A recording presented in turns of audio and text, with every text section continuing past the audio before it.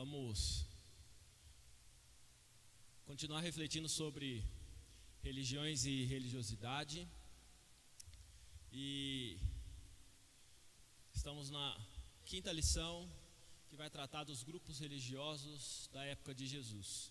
Então nós vamos ver aqui os diversos grupos que alguns políticos, mas cada um deles em certa medida representava uma forma de olhar para a fé e se expressar por ela. E necessariamente então não estamos falando somente daqueles que estão debaixo do judaísmo, né? E aí eu vou provocar os irmãos com uma arte que a revista traz, que é para os irmãos tentarem identificar quais são os grupos que nós vamos analisar nesta manhã. Nós vamos falar sobre escribas, sobre fariseus, sobre sacerdotes, saduceus, herodianos, zelotes, publicanos e samaritanos. Bastante. Vai ser longo. Tem que ser rápido. Então, quantos grupos?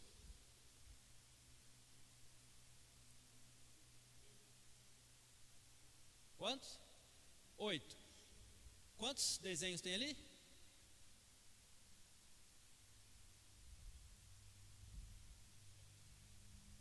7. Tá faltando um, não tá? Ao final da lição, os irmãos vão ter que identificar quem que está faltando, certo? Então ali eu tenho características de cada um deles. Então cada um desses personagens tem uma característica que a gente vai estudar. Porém, um deles não está aparecendo na imagem, certo? Então dos 8 que foram nomeados, vão aparecer somente um. Vocês vão ter que identificar que não é o que está ali. Portanto, vocês vão ter que saber quem são os outros 7, né? Vamos lá. O primeiro deles, já que tem bastante, né? São 8. Os escribas. A gente conhece os escribas? Pelo que falam? Sim. Qual que era a função deles? Essencialmente, escriba vem com uma palavrinha que é conhecida: escrever. O que eles faziam então? Os escribas, eles só escreviam? Não, eles eram responsáveis por escrever o que de importante?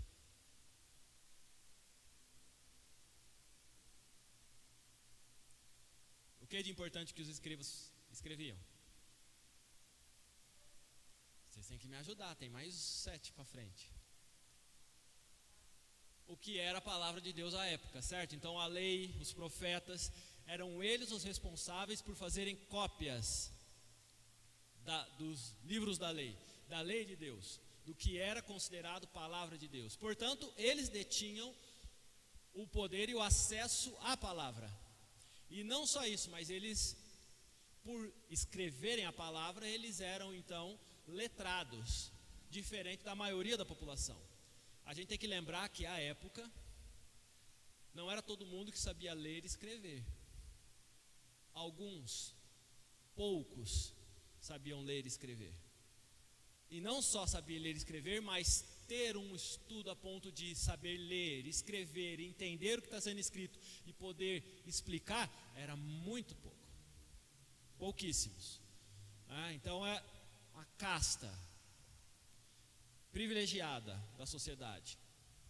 Eles então monopolizavam a interpretação da palavra de Deus, declarando que seus mandamentos excediam os do próprio Deus.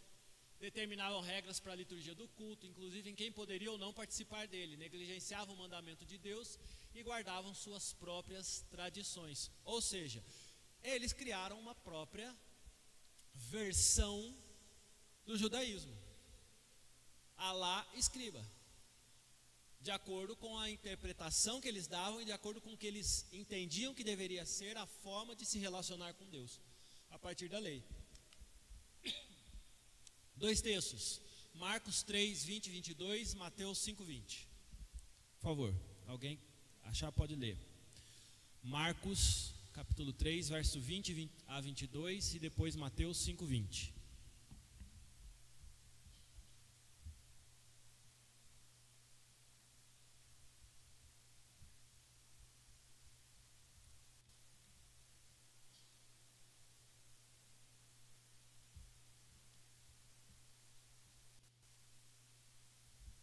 Marcos 3, 20 a 22.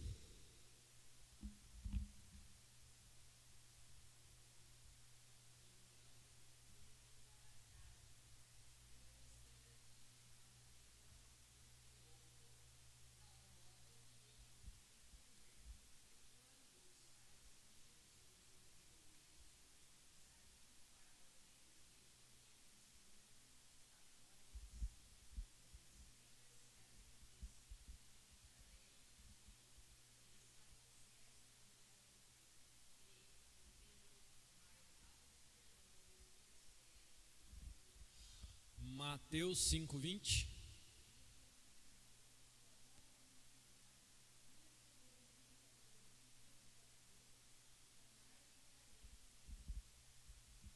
Perceba que o texto de Marcos é interessante. Quem que foi atrás de Jesus e perseguir? Os seus parentes. Esse cara tá louco, tá maluco. Vamos pegar ele. Mas não vamos sozinho. Vamos com quem? Com os escribas. Né? E aí perceba então que os escribas, eles faziam parte de um grupo que estava intencionado, direcionado a perseguir Jesus, né? Eles queriam colocar o povo contra Jesus. Mateus 5:20, próprio Jesus faz a constatação: se vocês não excederem em muito essa justiça, essa forma de olhar para a lei, de se relacionar com Deus, o que os escribas e fariseus fazem, vocês não vão entrar no céu. Ou seja, isso que vocês estão vendo não é algo que Deus aceita.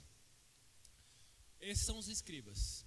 Portanto, eles não só difamavam Jesus publicamente, como jogavam o povo contra ele. Eles tentavam acusar Jesus e criar estratégias para acusar Jesus, e faziam isso até acusando de expelir demônio pelo maioral dos demônios.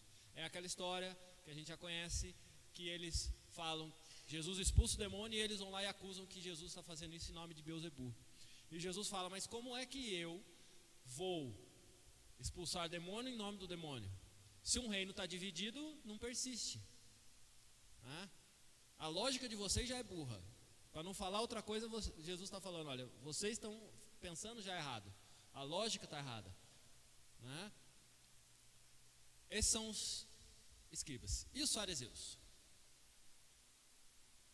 Bom, tem bastante coisa dos fariseus. Eram elitistas, não se misturavam com o povo. A gente já sabe disso, né?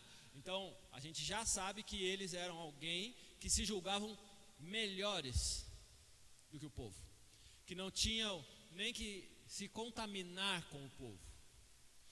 Hoje, se a gente buscar um paralelo, que ainda hoje é possível achar um paralelo desse povo, uma imagem de judeu ultra-ortodoxo é o que vai talvez lembrar um pouco, né? Essa figura. Então, se a gente olha na TV imagens de Jerusalém, de Israel, e aí vocês vão ver, ou nos Estados Unidos até, vocês vão ver pessoas, normalmente homens, vestidos de preto, camiseta branca, casaco preto, que aí tem uns cachinhos aqui, certo? Com quipazinho, barba. Normalmente, qual que eles são? Os judeus ortodoxos, ultra-ortodoxos, ou seja, radicais.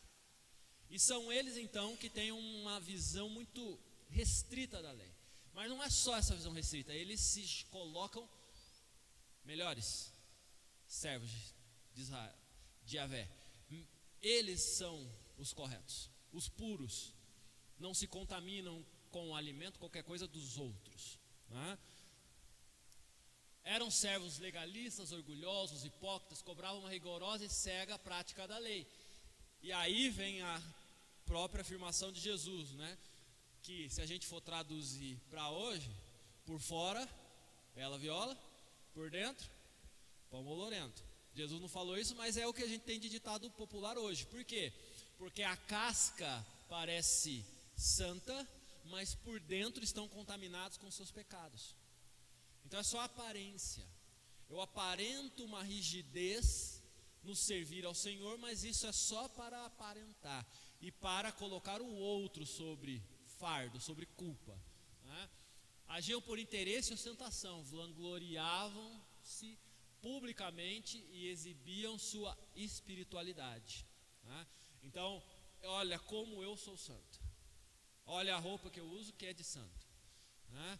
Olha o jeito que eu ajo é de santo, né? Então eu tenho que mostrar para todo mundo que eu sou santo. As pessoas não estão nem perguntando, mas elas têm que olhar para mim e ver. Eu quero que todo mundo olhe para mim. Sou o centro das atenções de tão santo que eu sou, né? E qual que é a relação de Jesus com o fariseu? Bom, tem várias passagens. E aí a gente tem Lucas 6, 7. Alguém, por favor, abre Lucas 6, 7. Outro em Mateus 12. Ou melhor, João 9, 13 a 16. Lucas 6, 7.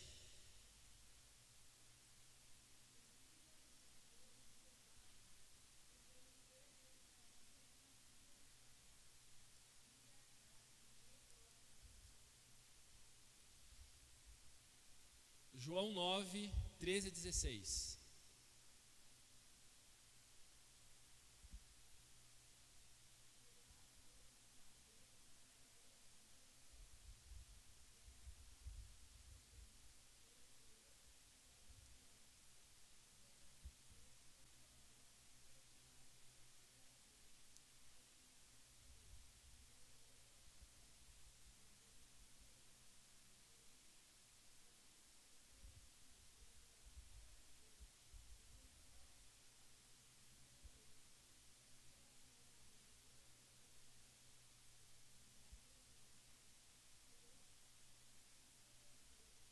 Veja que os três textos, e aí eu incluo Mateus 12, 1 a 8, que vai falar sobre Jesus sendo Senhor do sábado, né?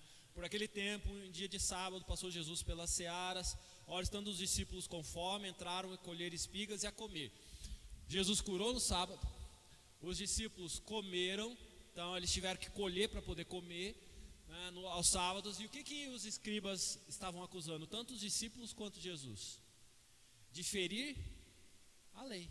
E veja que eles não estavam fazendo isso simplesmente pela preocupação com a lei que eles queriam ter, e de fato tinham uma visão rigorosa sobre a lei, mas para falar, olha, esse Jesus aí, ele não guarda a lei, então ele não pode ser de Deus. De algum modo eles tentavam achar na lei o que acusar Jesus. Então ele não pode ser de Deus. Por quê? Porque ele cura nos sábados, porque os seus discípulos colhem espigas aos sábados. É lógico que Jesus, doutor da lei, mais sábio do que eles, porque a ponto de, ainda criança, ensiná-los, é essa a narrativa bíblica, correto? Discutir a lei com eles ainda como criança, ele combatia o discurso deles, e assim como aconteceu aqui, né? Mas Jesus lhes disse: não lestes o que fez Davi quando ele e seus companheiros tiveram fome? Como entrou na casa de Deus e papapá. Ou seja, Jesus vai à lei, vai à história de Israel e fala: olha o que vocês estão ignorando, de como as pessoas que são de Deus, e aí Jesus é muito esperto, usa até Davi, fala: olha como Davi agiu, o homem segundo o coração de Deus, e vocês me acusar de estar pegando espigo para comer? Vocês vão falar de não poder curar aos sábados? Por acaso, se uma vaca de vocês ficar atolada, vocês não vão sair atrás dela para desatolar ela, mesmo sendo sábado? E por que uma alma não pode ser curada? Jesus vai ao cerne da lei, não a aparência da lei, não aquilo que é fácil de colocar o fardo sobre o outro, mas aquilo que é de fato a essência da lei. E com isso ele combate o discurso dos fariseus, que eles tentavam então instigar Jesus e instigar a forma de colocar o povo contra Jesus, porque estava mostrando como Jesus estava contra a lei, né? Jesus questionava a falta de conexão entre a teoria e a prática deles. Se a gente vai para Mateus capítulo 23, verso 1 a 12, a gente não vai ler todo o trecho, mas nós vamos ver lá que o título em negrito já está falando, né? Jesus censura os escribas e os fariseus. Então falou Jesus às multidões e aos seus discípulos: na cadeira de Moisés se assentaram os escribas e os fariseus. Ou seja, na cadeira de Moisés, na representação do que é a lei de Deus e a interpretação da lei, temos duas figuras aí, os escribas e os fariseus. Eles se colocam como pessoas intérpretes da lei, na mesma condição de Moisés. Fazei e guardai, pois tudo quanto eles vos disserem, porém não os imiteis nas suas obras, porque dizem e não fazem. Veja que ao falar sobre a lei, de fato eles estão falando a lei. Contudo, quando eles passam a interpretar a lei e praticar a lei, aí eles estão errados. Então você não deve ou dar voz ou fazê-los imitá-los. Apenas ouça o que eles estão falando quando eles leem a lei. Mas passado isso, eles não são exemplo de vida. E aí é interessante destacar que Jesus teve um encontro especial com os fariseus, Paulo, e aí é só a gente pensar como que Saulo, né, Paulo antes da conversão, agia contra os cristãos, a ponto de na narrativa da morte do primeiro diácono, de um dos primeiros diáconos, apedrejado, o que Saulo, ainda jovem, estava fazendo? Estava junto com a multidão, não só tacando a pedra, mas também feliz por isso. Os escribas e fariseus vivem ainda hoje. Como assim? Bom, eles não estão lá só em Israel como judeus ortodoxos. E eu não estou falando nem de judeus, eu estou falando agora dentro do povo cristão. Nós temos dentro da seara cristã, debaixo do guarda-chuva cristão, muitos homens e até mulheres que são escribas e fariseus. Não com esse título, mas com as suas práticas. Estão presentes em algumas das nossas reuniões, dos nossos cultos, das nossas celebrações. Por quê?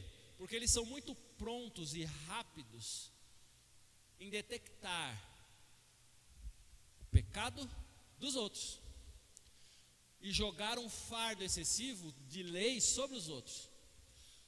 A gente poderia trocar essa palavra, esse escriba, esse fariseu, por moralistas cristãos. Tudo é errado, tudo está errado, tudo é pecado na vida do outro. O outro não pode isso, não pode aquilo, está errado aqui, está errado lá, mas ele tem margem para poder fazer algumas coisas. E é aparentemente santo, né? Visto uma roupinha bonitinha, do culto de domingo, vem todo arrumadinho, Bíblia debaixo do braço, e estou sempre pronto para falar para os outros o quê? O que os outros estão fazendo de errado. Não que eu não deva falar que os outros estão errados e conversar sobre o pecado, quando eu detecto. Contudo, qual que é a intenção do coração? São os que aceitam a lei como uma carga e os que agem por interesse e por ostentação. Eles são advertidos. E nós já lemos esse texto, Mateus 16:6. Acautelai-vos do fermento dos fariseus. Por que fermento? O que o fermento faz? Cresce. Mas para fazer a massa crescer e ficar grande, qual que é a mágica que está ali? É parecer algo grande, mas que na verdade está cheio de ar, não é isso? O fermento faz isso. Ele pega a massa, por uma reação química, ele joga gás lá dentro. E aí ele faz toda a massa estufar. Então, o que eu estou comendo ali? Não é só massa, é massa com ar, certo? Está inflado o negócio. Casca, bonitinha, mas por dentro não é só recheio, não é tudo maçudo. Ele tem ar, tem vazios ali, né? Aparência para uma coisa, conteúdo para outra. É por isso que ele fala do fermento, que só leveda a massa, só cria aparência, só cria gás, não tem essência, não tem conteúdo. Sacerdotes, estão mais fácil talvez até do que os outros. E fica até mais fácil de identificar hoje. Por quê? Porque literalmente o sacerdote hoje pode ser traduzido como o líder religioso, né? Não temos o sacerdote dentro da estrutura religiosa igreja presbiteriana, né? Mas outras denominações o possuem como sacerdote.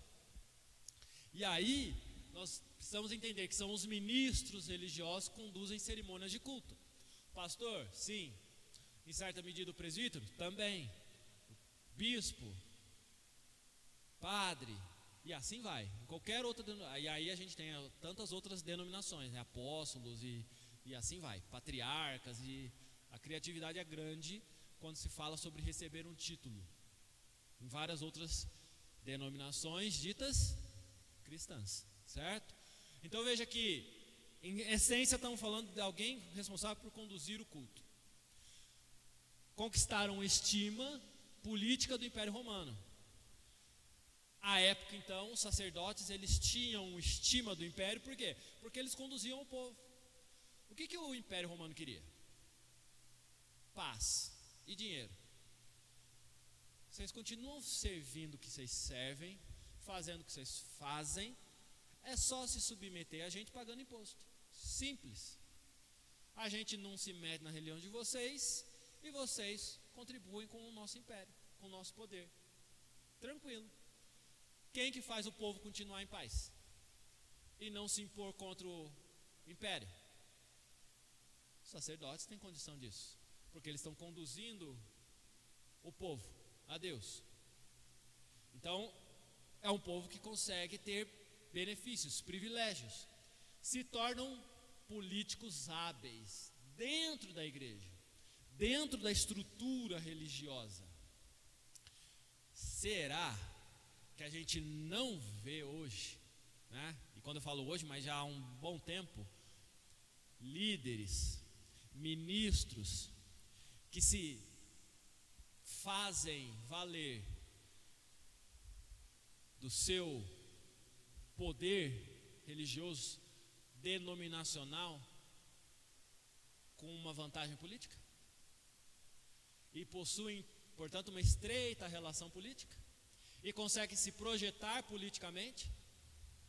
Será que a gente não conhece nenhum vereador, deputado, né, senador, que vem bispo, apóstolo, pastor, mas o que ele é? Não, ele não está cuidando de igreja. Ele cuida da igreja de vez em quando, mas é que ele está lá em Brasília, né? Será? E por que ele foi eleito? Será que não é exatamente por causa disso? Então por que ele foi eleito? Por que ele faz questão de se vender politicamente como pastor fulano de tal, bispo fulano de tal? Não é para misturar aquilo que não deveria ser misturado? Então hoje nós temos sacerdotes dessa forma? Provavelmente sim. Eles eram membros do Sinédrio e, portanto, tinham influência. Marcos 14, 53 a 56. E outra pessoa, por favor. Marcos 11, 15 a 19. 2 textos. Ambos em Marcos. Marcos 14, 53 a 56 e Marcos 11, 15 a 19.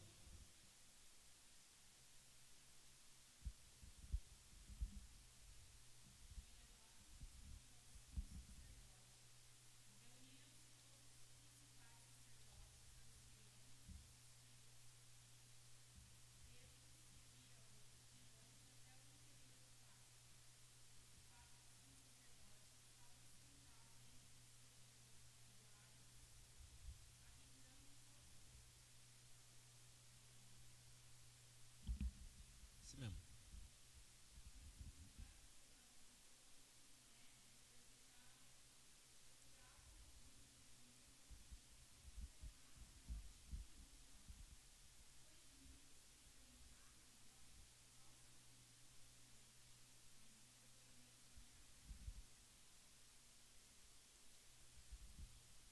Marcos 11, 15 a 19.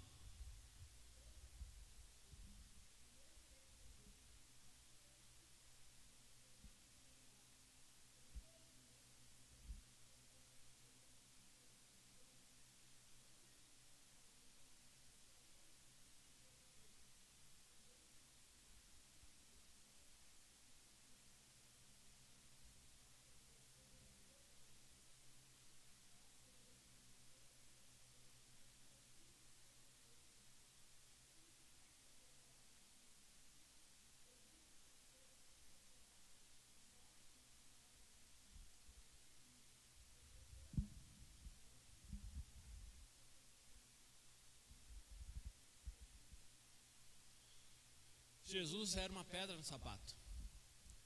Por quê? Porque Jesus mexia com a estrutura política. Jesus incomodava o status quo dessas pessoas. Jesus tirava a autoridade que essas pessoas tinham sobre a lei e a autoridade política, de dominância do povo. Então veja que não é à toa que eles estavam perseguindo Jesus, procuravam matar Jesus. Marcos 14 fala o momento do julgamento de Jesus no Sinédrio. E é interessante a separação das castas. Lá está o Sinédrio em julgamento, sumos sacerdotes, escribas, fariseus, saduceus. E Pedro está onde? Com os serventes dessa estrutura, né? Quando a gente olha para Marcos 11, nós estamos falando de um trecho conhecido também, onde Jesus chega ao templo, e o que ele percebe? Comércio. Mas como é que tinha comércio? Bom, vamos relembrar. As pessoas tinham que sair de casa, ir ao templo para poder sacrificar. Mas e se eu não tenho pombinha, se eu não tenho ovelha, se eu não tenho cabrito, se eu não tenho animal para sacrificar? O que eu faço? Eu vou precisar comprar. Nada melhor do que já comprar na porta do templo. Certo? Então a hora de eu entrar, antes de eu entrar, eu já compro ali e já venho sacrificar. Negócio da China, né? Já existia China nessa época, né? Só não eram eles que estavam vendendo, né?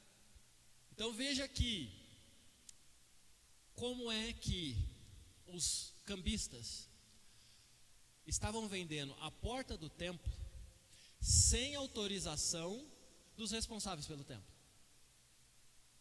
Vocês conseguem imaginar um monte de gente ao redor do templo vendendo animais sem que os sacerdotes e os sumos sacerdotes soubessem dessa prática?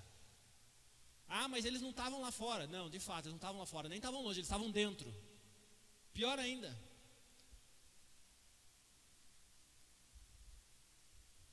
era com legítima autorização dessas pessoas que estava sendo feito negócio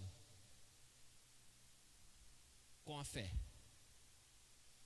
Não temos hoje homens e mulheres que negociam a fé, que vendem suas bugigangas dentro dos cultos? De fato não vendem, né? Porque na verdade você é compelido a ofertar, e como lembrança ou como representação da sua oferta você leva uma pedra, né? Uma bugiganga, quando não é muito um lenço suado de alguém, né? É isso que nós temos como evangelho hoje na cultura brasileira. Muitos sacerdotes, alguns sumos sacerdotes, né? Os sacerdotes, por serem membros do Sinédrio, por serem influentes, não perdiam a oportunidade para questionar a autoridade de Jesus. Lógico, se Jesus é autoridade e ele se contrapõe ao que nós estamos fazendo, nós não somos autoridade, e portanto eu perco meu poder e eu deixo de ser o que sou. Saduceus, outro grupo diferente, né? Aparece algumas vezes, menores do que os escribas e os fariseus, mas ainda presentes. Apegavam-se à interpretação literal da lei de Moisés, rejeitavam qualquer revelação posterior a ela. Em si, parece que não tem problema. Só que se eu nego tudo aquilo que veio após a lei de Moisés, então, Salmos valem? Não. Provérbios valem? Não. Eclesiastes vale? Não. Os profetas valem? Não também. Então eu só me apego ao Pentateuco. Essa é a lei. Então para os saduceus a única palavra de Deus era o Pentateuco: Gênesis, Êxodo, Levítico, Números e Deuteronômio. O que passa disso não é palavra de Deus, certo? Eram uma das seitas mais importantes e influentes, e opunham-se política e religiosamente aos fariseus. Então agora estamos falando de esquerda e direita aqui. né? Não sei quem era esquerda nem quem era direita, mas um era de um lado, outro era do outro.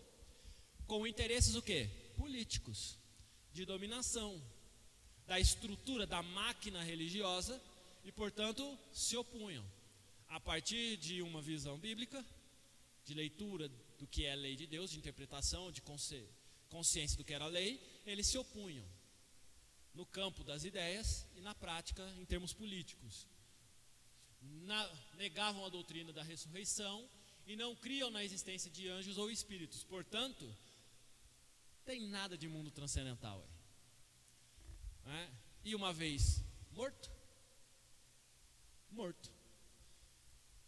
tem religião hoje que usa a Bíblia, mas não crê na ressurreição? Tem, né? Quem? Testemunho de Jeová, Adventista, uma certa classe, certo? Então tem muita gente debaixo do cristianismo que nega até mesmo a existência de Satanás e do diabo. Tem muitas denominações hoje que falam que diabo, inferno é só coisa do Velho Testamento. Já era. É passado isso. É coisa só para botar medo nas pessoas, né? No caso deles, eles negavam a ressurreição. E veja que isso tem uma implicação importante. Se eles negam a ressurreição, nós só temos os nossos pecados perdoados pelo sacrifício de Cristo, ok, mas só estaremos com Deus porque Cristo ressuscitou. Se Cristo não ressuscitou, como diz Paulo, é vã a nossa fé. Então, se não há ressurreição, o que estamos fazendo aqui? Paulo já fala de forma muito simples. Por que a gente está aqui, se não tem ressurreição? E a lógica é simples. Pensa, você vai se privar dos seus desejos, das suas vontades, para ter uma vida que vai agradar a Deus, para depois, não ter depois.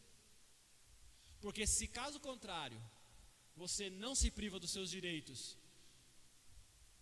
dos seus benefícios, dos seus prazeres, se você não se priva de nada, qual que é a consequência para você? Deixar de existir.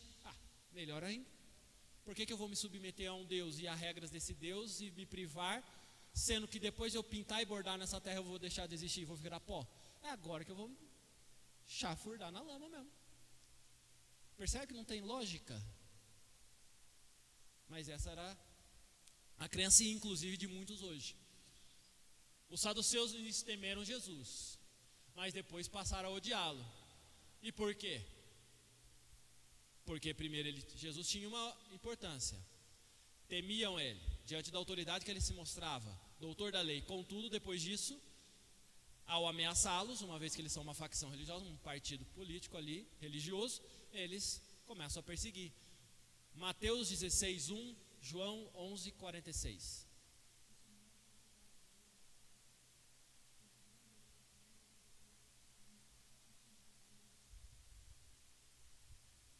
Faz um sinal, Jesus. Por quê? Porque aí, a partir do momento que Jesus caísse na deles, eles iam lá e pegavam Jesus, tentariam pegar Jesus pela lei.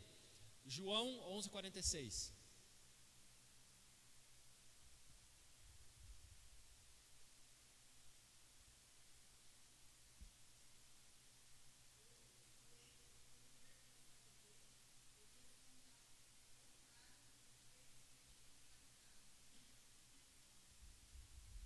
Contaram, e o que eles queriam a partir disso?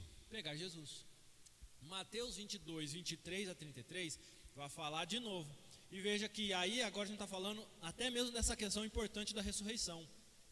Mateus 22, do 23 ao 33, vai contar essa história. Naquele dia aproximaram-se dele alguns saduceus que diziam não haver ressurreição e lhe perguntaram: Mestre, Moisés disse: se alguém morrer não tendo filho, seu irmão casará com uma viúva e suscitará a descendência ao falecido.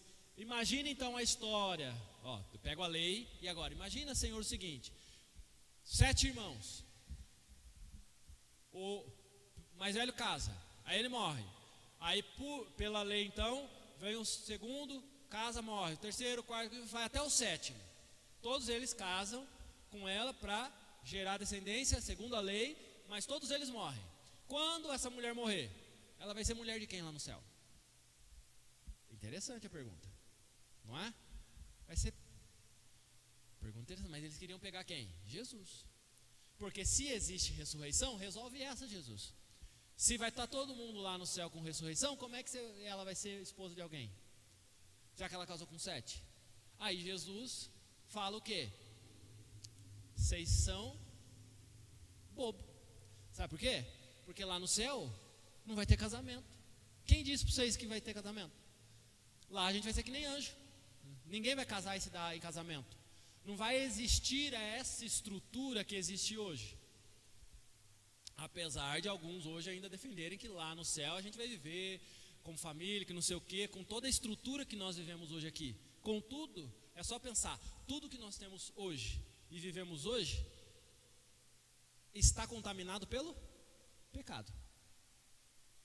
Se não existe pecado, como é que vai ser a relação humana? Como serão as relações sociais? Não sei. Porque todo o exemplo que eu tenho até hoje é com o pecado. O que Jesus então fala de forma muito clara é, verso 31, e quanto à ressurreição dos mortos, não tendes lido o que Deus vos declarou? Eu sou o Deus de Abraão, o Deus de Isaac, o Deus de Jacó. Ele não é Deus de mortos, e sim de vivos. Ouvindo isto, as multidões se maravilharam da sua doutrina, da doutrina de Jesus, e não dos saduceus. Percebe? Portanto, estamos falando de um grupo religioso baseado na crença do Pentateuco e de que não havia ressurreição. Eles perseguiam com violência a igreja nos seus primeiros anos de vida, conforme Lucas registra. E aí, vamos para Atos 4, 1 a 4.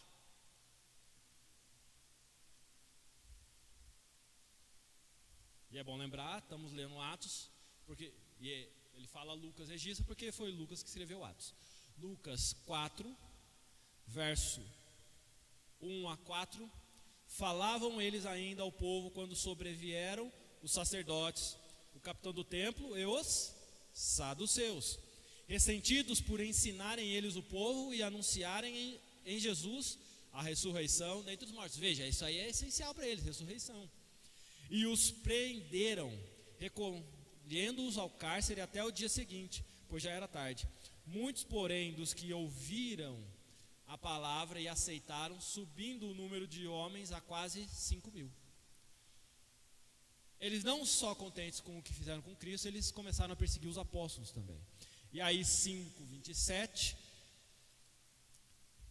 trouxeram-nos apresentando-os ao sinédrio e ao sumo sacerdote, interrogando-os. Veja aqui, quem trouxe? Saduceus. Veja que estamos falando de sacerdotes, fariseus, saduceus, escribas, cada um com sua estrutura de poder e de ação religiosa, cercando Jesus, porque Jesus estava confrontando todos eles ali, com a sua mensagem, com a sua vida. Herodianos.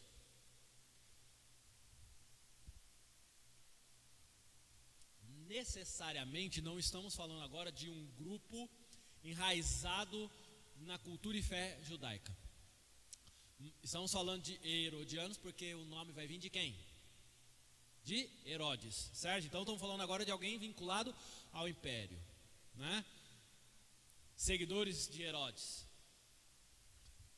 ou servos de Herodes, eram partidários políticos de Herodes, defendiam uma aliança política com os romanos.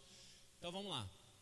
Herodianos são pessoas do povo, judeus, que partilhavam do Império Romano, da filosofia, ou então queriam se beneficiar da relação política, e então vamos nos dar bem com esse império, ao invés de tentar combatê-los, ao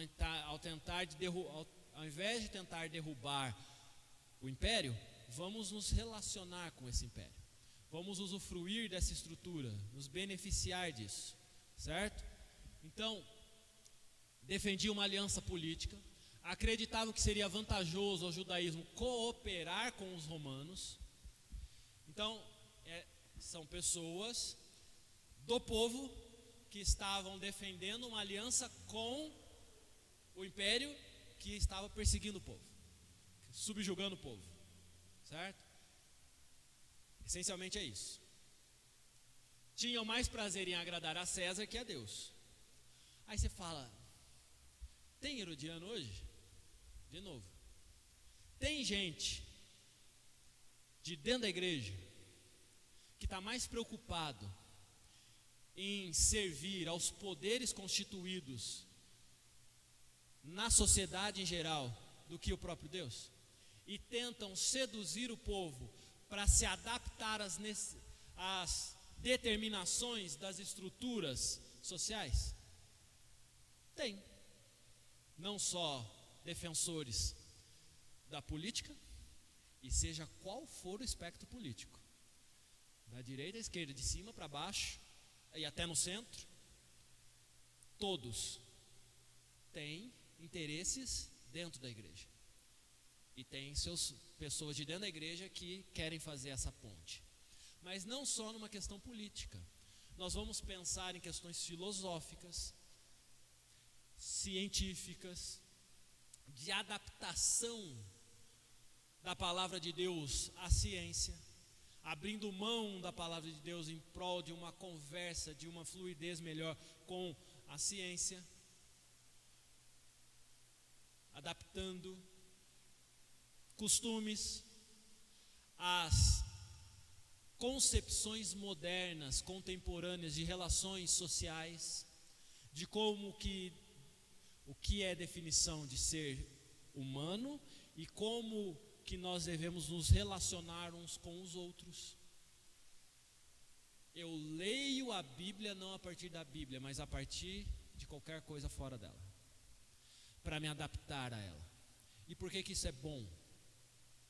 Porque assim eu consigo ir para a TV e dar entrevista, porque assim eu consigo engajamento nas redes sociais, porque assim eu consigo monetizar meu canal no YouTube, ganhar dinheiro com isso. Eu consigo que as pessoas me ouçam e elas aceitem. Por quê? Porque estou falando a linguagem delas.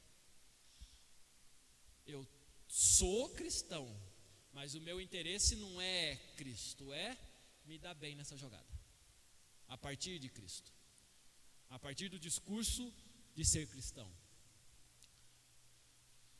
Mais prazer a César do que a Deus. Os herodianos mantiveram contato direto com os saduceus para tentar eliminar Jesus. E aí é só a gente pensar Marcos 12, 13 a 17, na estratégia de pegar Jesus, de prender Jesus. Quem que está junto com os saduceus? Os herodianos. Mateus 18 a 21, nós vamos ver então uma conversa de Jesus sobre o pagamento de impostos a quem? A César. E quem que provoca? Para quê? Para pegar Jesus. Afinal de contas, nós temos o império. O que o império quer mesmo? Ele só queria duas coisas, não é? A paz romana, nada de guerra, de conflito, e paga imposto. Só isso. Não briguem entre vocês, não se matem e pague nosso imposto. Onde que eles vão pegar? Jesus. Temos que pagar imposto?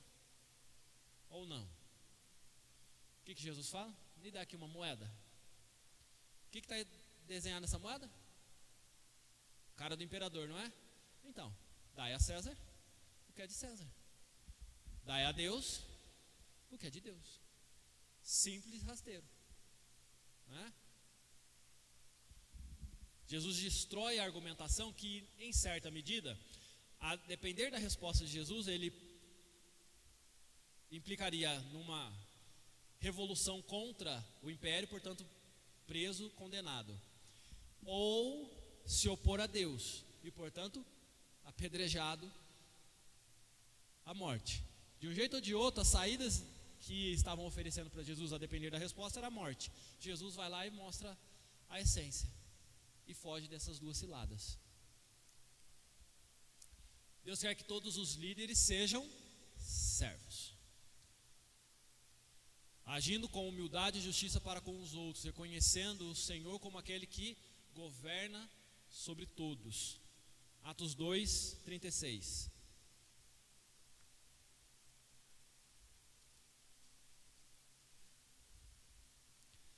Esteja absolutamente certa, pois, toda a casa de Israel, de que a este Jesus que vós crucificastes, Deus o fez Senhor e Cristo. Veja, conseguimos reconhecer essas pessoas? Estamos na metade ainda, mas conseguimos reconhecer essas pessoas hoje? Sim. Em diversas denominações? Sim. Dentro da própria igreja presbiteriana, infelizmente também. Por quê? Porque o pecado não está só no outro lugar, está nas pessoas, no agrupamento das pessoas. Então existem homens e mulheres dentro da igreja presbiteriana que fazem uso da lei de Deus para se beneficiar politicamente aí numa questão da estrutura da máquina, sim. Para crescer dentro da igreja, da estrutura da igreja, sim. É natural do ser humano, com qualquer estrutura social. O que nos cabe é reconhecer isso e advertir essas pessoas e não permitir que elas se prolonguem. Esse é o caminho. Fora da igreja também. Existem pessoas que têm uma visão restrita da palavra de Deus, e muito restrita, a ponto de criar determinações que extrapolam a lei de Deus? Sim. Tanto para um lado quanto para o outro. E aí nós vamos para os neopentecostais, que não estão fora da igreja, mas existem igrejas presbiterianas do Brasil que são neopentecostais. Que se você entrar lá, você não vai ter comparação alguma com o que nós temos, por exemplo, na nossa igreja, com a prática de culto. Vai se assemelhar a qualquer outra denominação neopentecostal.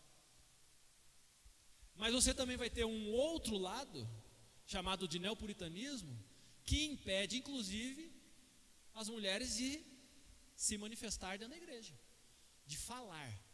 Elas não podem nem orar.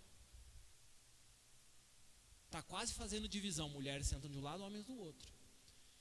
A ponto até deles reconhecerem que dentro do culto a gente não pode nem cantar hino. Até o hino, hinário, é pecado. Não compete ao culto. A gente só deve cantar salmos. São os neopuritanos que estão dentro da igreja. Então, sem olhar para os de fora, olhando só para a denominação Igreja Presbiteriana do Brasil, nós temos radicais de todos os lados, espectro para tudo quanto é jeito. Como que nós nos posicionamos diante disso? Acabou? Não, tem mais. Samaritanos. Que aí a gente vai estar falando não necessariamente de um grupo político ou de um grupo religioso ou político religioso, mas em termos até históricos e geográficos, né? Quem são os samaritanos? Aí a gente tem que olhar lá para o Velho Testamento e ver a divisão do povo das 12 tribos, correto? 2 ficam juntas, debaixo de Salomão, e 10 se afastam. Não de fato debaixo de Salomão, porque Salomão falece, é aí que divide, né? Então nós vamos ter os de Samaria. E qual que é a divisão aí que tem na prática? Jerusalém deixa de ser o local de adoração a Deus, dessas 2 tribos, e aí eu tenho agora dentro de Samaria, dentro dessas 10 tribos, um outro local para adorar a Deus. E aí a gente começa a ter então uma divisão dos judeus, das 12 tribos.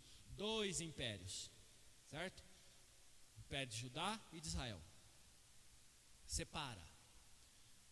Eram considerados judeus pelos judeus como escória, menos, seres inferiores.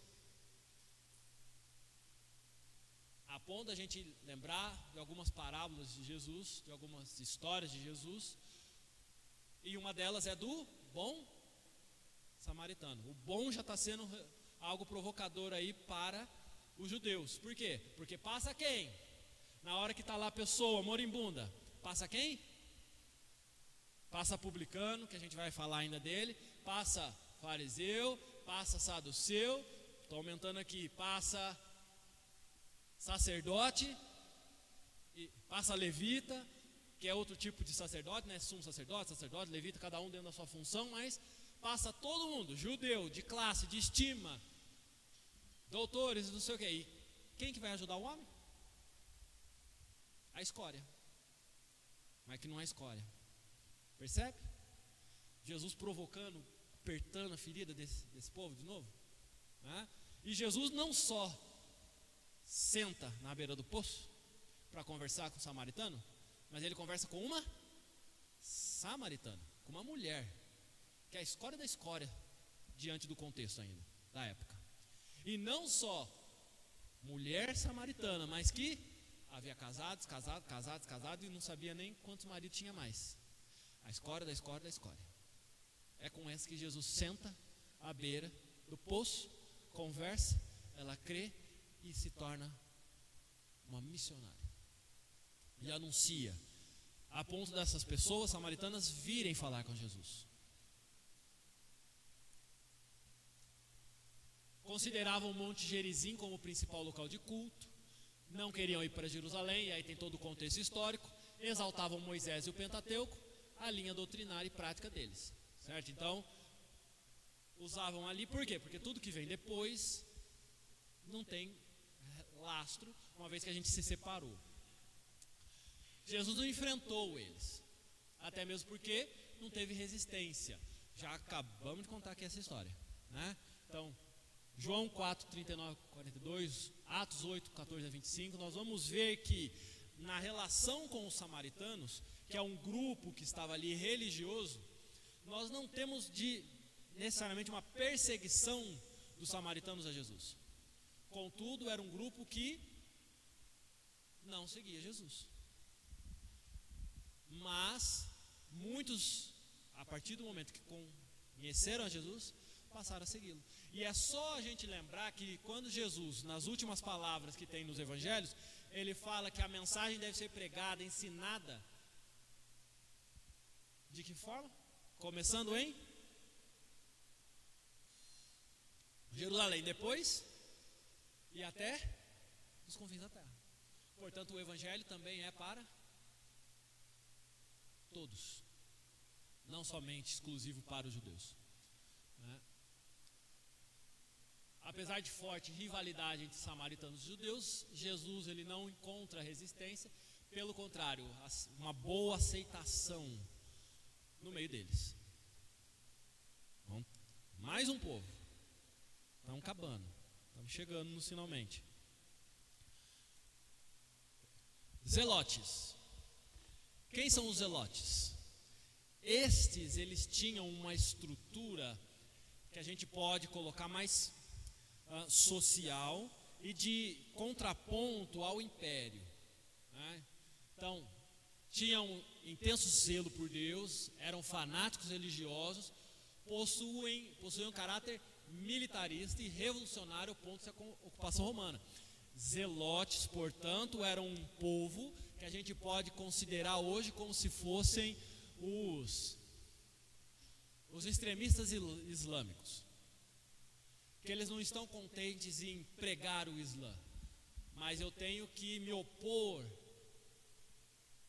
militarmente a isso, com força armada a isso, né? Não, por enquanto, não percebo hoje essa estrutura. Contudo, ao longo da história do cristianismo já tivemos. O que eram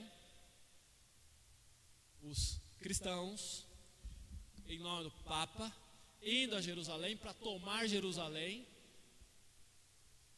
dos islamitas, dos árabes, as cruzadas, os cavaleiros templários e tudo mais relacionado a isso.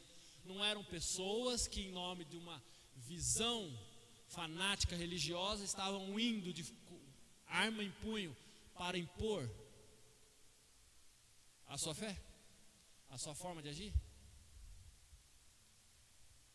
Alguns crentes hoje pensam desse jeito, infelizmente. Algumas pessoas hoje pensam que o Estado ele deve ser utilizado pelo povo cristão para impor sobre as pessoas que não são cristãos a fé cristã.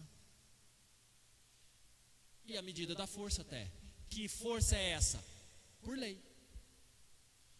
O Estado brasileiro deve ter uma lei que deve ser rigidamente a lei de Deus, se tornando, portanto, um Estado teocrático.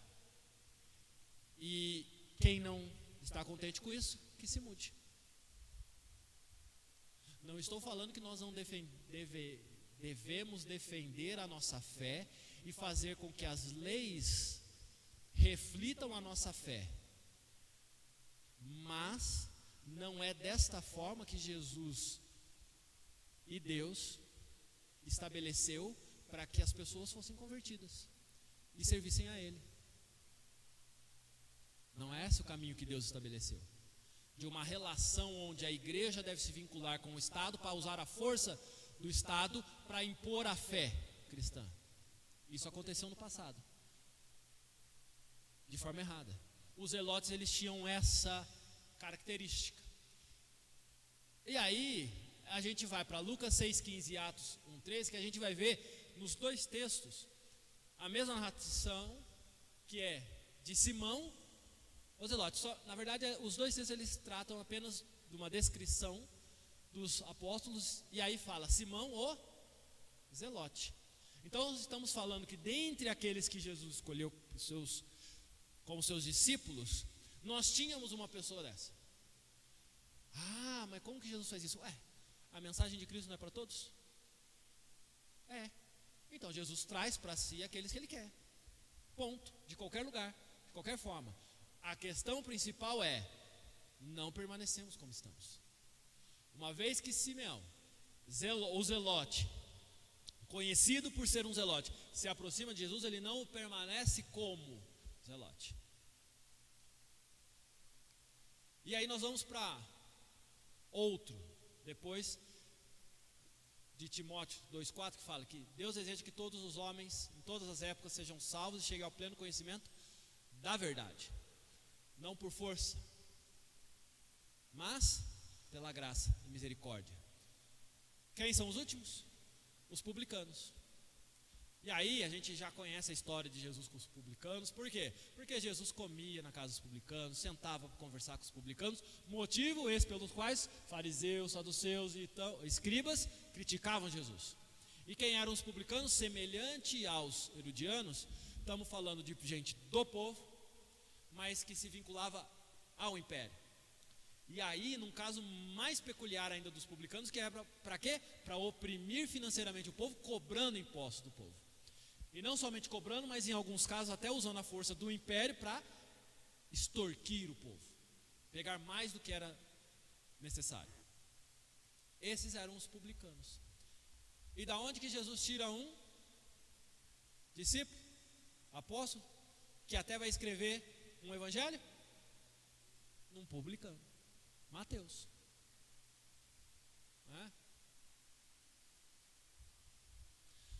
A resposta para tais questionamentos pode estar na parábola do fariseu e do publicano.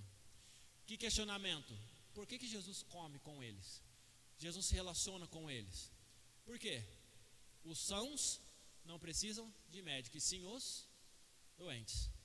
Não vim chamar justos, e sim pecadores ao arrependimento. E é interessante o verbo. Jesus ele veio impor. Jesus veio oprimir. Jesus veio forçar. Jesus veio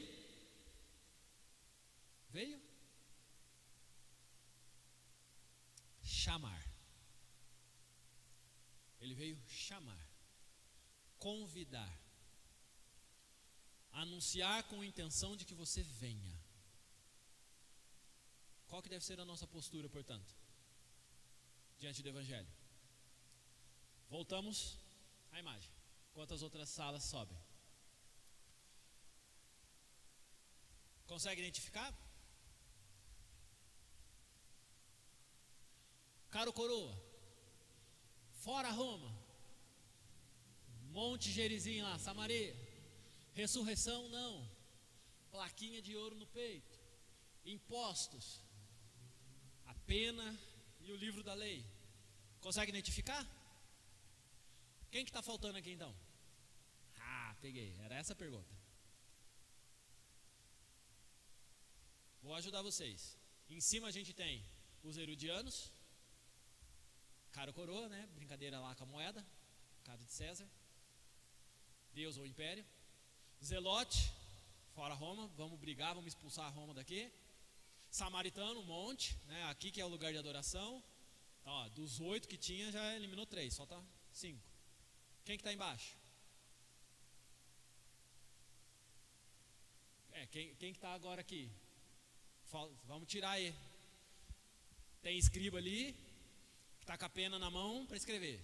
Quem mais? Tem saduceu aí? Tem sacerdote? Tem publicano? Tem fariseu? Publicano faz o quê? Cobra imposto. Então tá lá. Quem que nega a ressurreição? Saduceu. E quem que é? Plaquinha de ouro, gosta de aparentar, doutor da lei? Sacerdote ali, no caso ali é sacerdote, né? Então a gente tem escriba, tem sacerdote, tem saduceu, tem publicano. Quem que está faltando? Fariseu, né? Ele não se mistura, ele não está com o povo, né? Fariseu não se mistura, certo? Já subiram todas as salas? Acho que já. Algumas perguntas que vai ficar para reflexão. A exemplo de Cristo, porque Ele é o nosso exemplo. Como deve o cristão conviver com pessoas de outras crenças? Como devemos agir quando estamos próximos a pessoas que têm uma fé diferente da nossa? Que comportamentos o cristão deve evitar? E quais evidenciam a nossa fé? Como devemos nos portar quando pessoas de outras crenças falam mal de Cristo, de Deus ou da Bíblia? O que devemos dizer quando alguém vem nos questionar sobre a nossa fé? O que devemos fazer em favor daqueles que convivem conosco, mas não conhecem a verdade ou não têm Cristo como Salvador?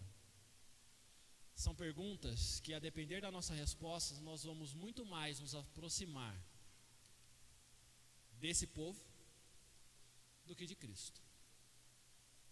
Então nós precisamos pensar em como que nós nos relacionamos com aqueles que pensam diferente, que têm fé diferente, não para simplesmente ser alguém legal, mas para expressarmos quem é Cristo e o que nós cremos. E esse será o versículo que nós vamos ler.